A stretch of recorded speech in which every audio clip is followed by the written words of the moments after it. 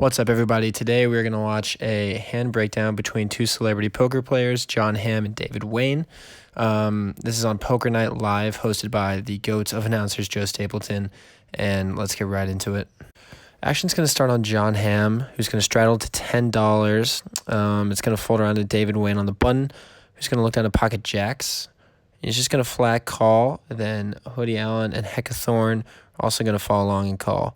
However, John Hamm looks down at pocket aces, and he's going to raise to $40, a pretty standard 3x raise, coming from somebody who hasn't seen any hands all night. And this is where things get interesting. David Wain elects to 3-bet to $80. I don't hate this move. Jacks is a premium hand for him. He wants to push out the smaller big blind and go heads up, and knowing that John straddled, he could have a number of holdings, and David Wain's hand is pretty disguised since he flatted the initial bet.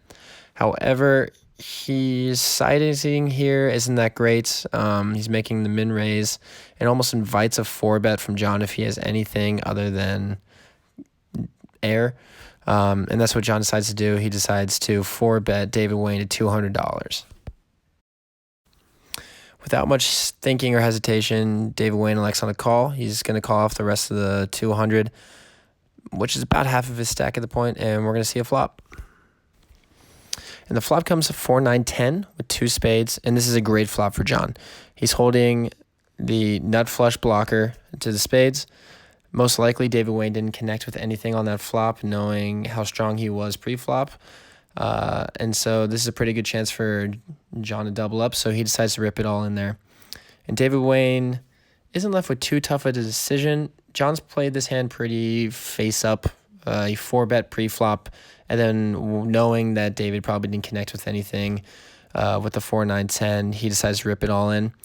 However, it's a pretty relaxed game, and David thinks for a little while and just decides why not call. John could have ace-king or some ace-jack holding, and like ace-queen holdings, I guess, or be drawing to the flush and think that, it's a race, and so he decides to call.